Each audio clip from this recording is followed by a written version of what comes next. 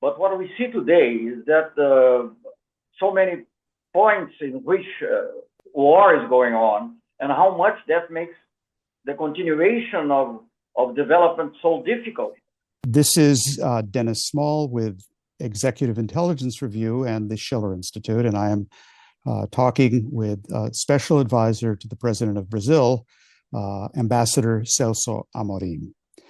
And I want to thank you for taking a few minutes from your very, very busy schedule to talk to us today. The first question I'd like to raise with you is Pope Paul VI is very famous for having talked about in Populum Progressio, the idea that development is the new name for peace. Similarly, the Schiller Institute, Helga Zepp-LaRouche, has emphasized that we need a new international security and development architecture. And you, in a recent speech in Russia, spoke about the inverse of that, a complement of that, that peace is also the new name of development. Could you explain that thought a little bit further, please? Well, let me say, in my opinion, both are true. I'm not at all diminishing what the Pope said, and I'm, of course, totally agree with that. And even at that time, we even quoted him very often in defense of Brazilian development and other countries' development. But what we see today is that so many points in which war is going on, and how much that makes the continuation of development so difficult. For instance, in our case, the price of oil, the price of fertilizer, I'm just mentioning one. I could mention also food for Africa. The money that goes to the budget of defense normally is not taken out of some internal thing. It may be also, but it's also mostly taken away from development cooperation. Even today, we are discussing how the abandonment of South Africa by the United States, USA, as you say in English, I think.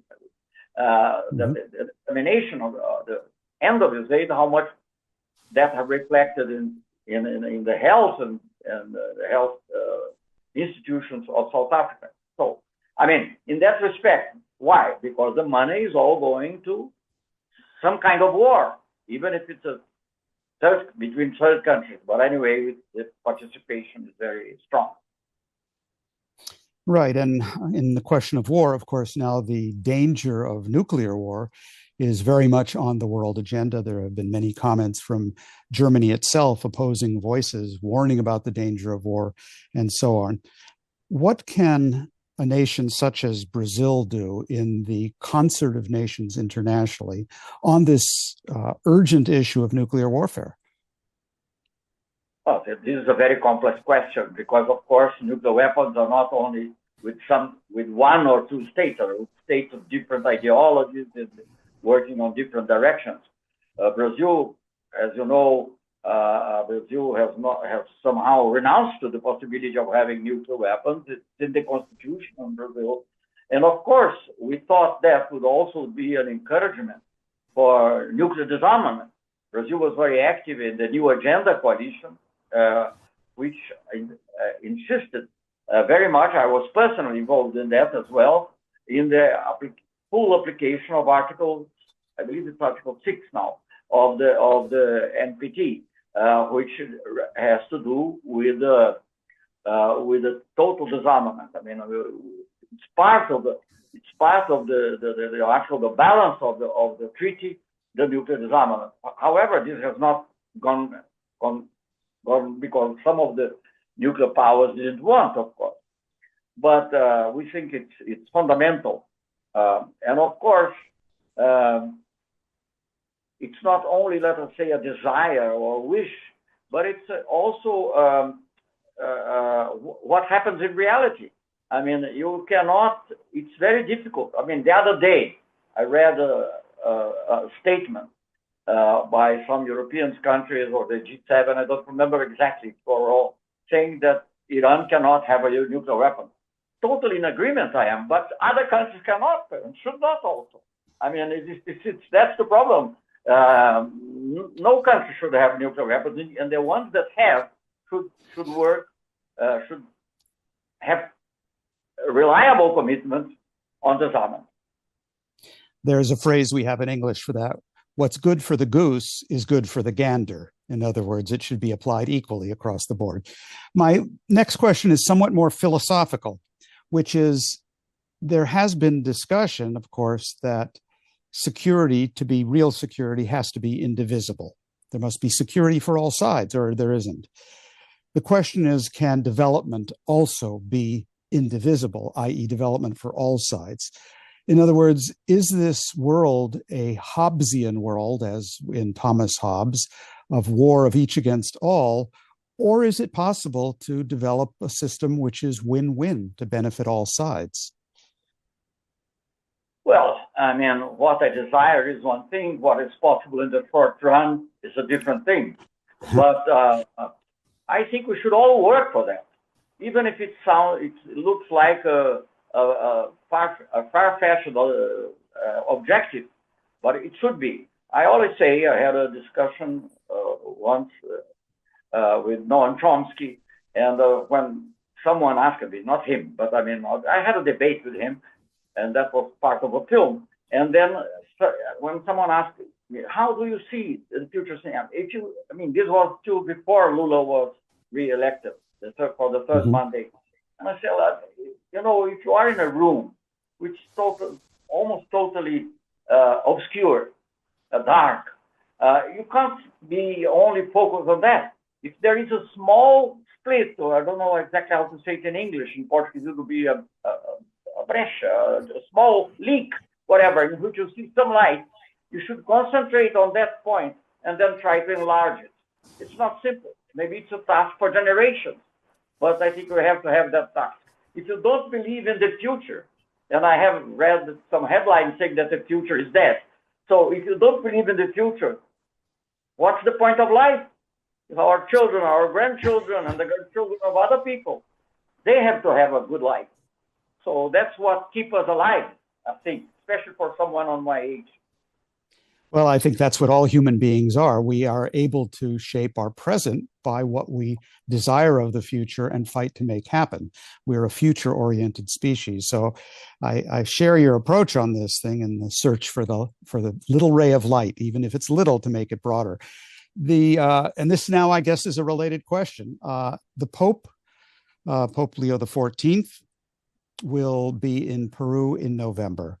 What can you say about your view, your thinking of the visit of the Pope and the importance of this for Brazil and the entire region? The Pope is inspired by the Holy Spirit, so it's not up to me to make any judgment. But I have great sympathy for everything that Pope has already said on several subjects, on artificial intelligence, many other subjects as well. I mean, always stressing the human side and the need to respect. I wouldn't say human rights in abstract, but the people who are really let us say the ones that have to conduct the history. And as to Peru, but I'm not speaking about the Pope now. As to Peru, of course, it's a neighbor of Brazil, a very important neighbor of Brazil. It's natural in our work for a diversification of relations, and very important also for our relations with the countries on the other side of the world through the Pacific Ocean. But Peru itself, we have a large border with Peru. And so I think, Brazil has always, for some time at least, the Lula government, but to some extent some of the other democratic governments as well, but with Lula with more emphasis, have emphasized the need for South America integration. And this is based on a simple reason. In a world in which you have powers with nuclear weapons, other means of destruction sometimes, we have to work in a way that has a balance. And Brazil is important, very important, but it's not big enough if you consider European Union, or China, or the United States. So you need South American integration. That's why we signed the agreement between Mercosur and the European Union. I'm not discussing the details, but I mean the whole idea. That's why we look for a very strong relation with China, but it would be ideal if you could that with more countries in a way or another. Mercosur is one way because it's a customs union, very imperfect, but anyway, it is a customs union. But more broadly, with other countries of South America. And Peru, of course, is very important in many aspects, but I'm mentioning one, which is the integration of South America. And let us say, we have to do in the 21st century what in the North America was done in the 19th century, which is the link between the real link, actually usable between the Atlantic and the Pacific. Yes, and that was, of course, under our great President Lincoln, who had a vision of exactly that kind of development based on infrastructure development. My final question to you is, I guess, related to your answer, which is, in the United States, many of us are not at all happy with the current foreign policy of the United States, and we think that we could have a much better approach to important sovereign countries like Brazil. And some of us have looked back to the period of Franklin Delano Roosevelt and his relationship with Getúlio Vargas in Brazil. What does that kind of approach mean? Is it possible? How can we help develop a return to those kinds of relationships which both respect each other's sovereignty and help each other's development? Well, you told me that you are in the house of a good friend, Alberto Amaral, and I fear to say anything that he knows much better than I do. But anyway, I would say that there are two aspects. I think in spite of differences also, Vargas was for a long time not a democratic government in the full sense of the word, to say the least. Of course, even communists were persecuted, but he was very much conscious of two things: the importance of having a policy towards the working class, in general to the poor people. That's very much true, and that's true of Roosevelt as well. So this is one kind of affinity that was. But more than that, I think there were two pragmatic men also, which had ideas, but also understood the importance of working together. You know, if you speak only, let us say, from an ideological or theoretical point of view, the United States would not favor the Brazilian industrialization because it would be a competitor, especially not the intervention of the state, maybe, in the economy.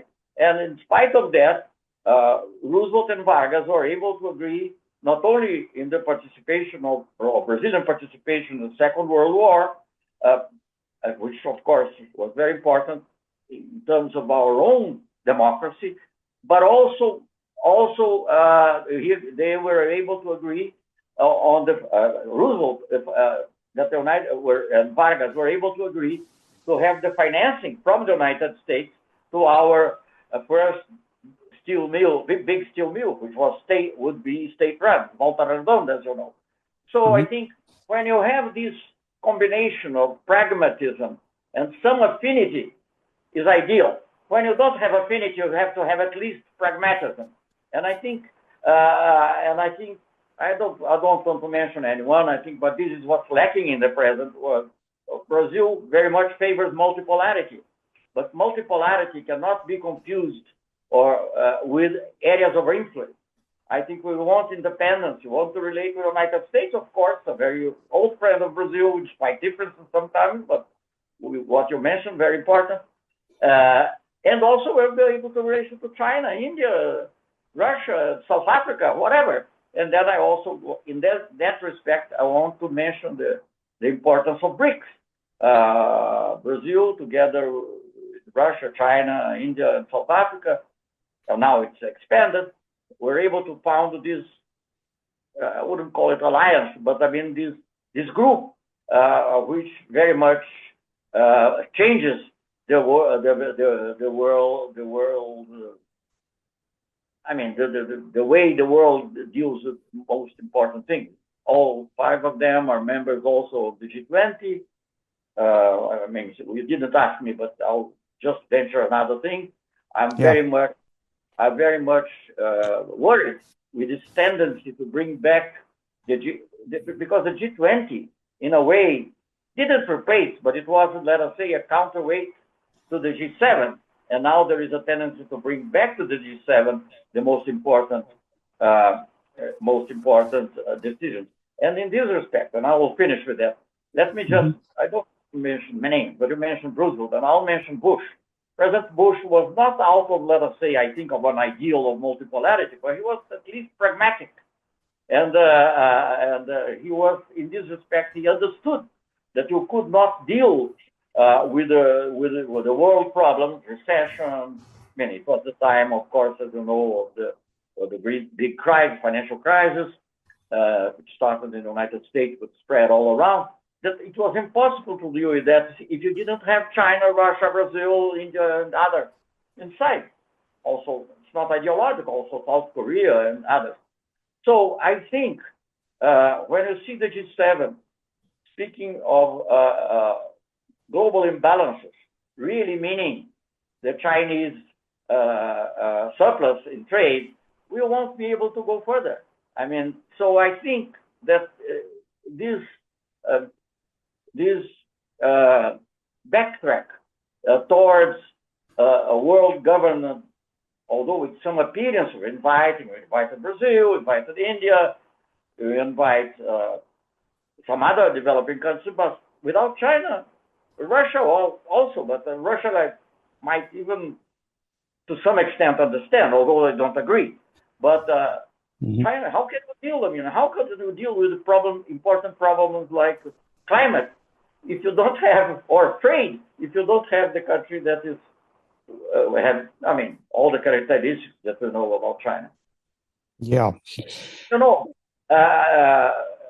the Chinese are very important. They perceive it very clearly, in a way, because I think this is, in a way, it's like a backfire for the developed countries of the so-called Western world. So the Chinese have perceived that if you take, one of the most important events that took place recently was the conference on artificial intelligence that took place in Shanghai. And one of the speech of Xi Jinping, but also the conclusion of the conference, point to a more cooperative world in that respect. And very important, he mentions, Xi Jinping mentions very often in that respect in his speech. He speaks a lot about the global south. But this is not just an abstraction, because it's very much, as I understand, based on the idea of open source artificial intelligence, which is the contrary of what is done in the United States. So let us see how this goes. We don't know. So peace and development go together, whether it's one way or the other. Well, if open source were not only applied to AI, but to the whole idea of technological and scientific thinking and cultural classical advances, I think the one humanity would be in much better shape. I won't ask you if there's anything I forgot to ask. This discussion could clearly have gone on for hours, but is there any final word that you would like to say, especially given that many of the viewers of our publications are located in the United States and in Western Europe? Any final thoughts? Well, there are several battles in the world today that are taking place, battles in a more general sense. And one of the battles is the battle for democracy. I think Brazil is living just a crucial moment, and I very much hope, of course, and I expect that we'll consolidate democracy in the next election. Thank you very, very much, Ambassador Celso Amorim. He is Special Advisor to the President of Brazil, Luis Inácio Lula da Silva. Thanks again for taking time out of your very busy schedule to have this conversation with us. Até logo.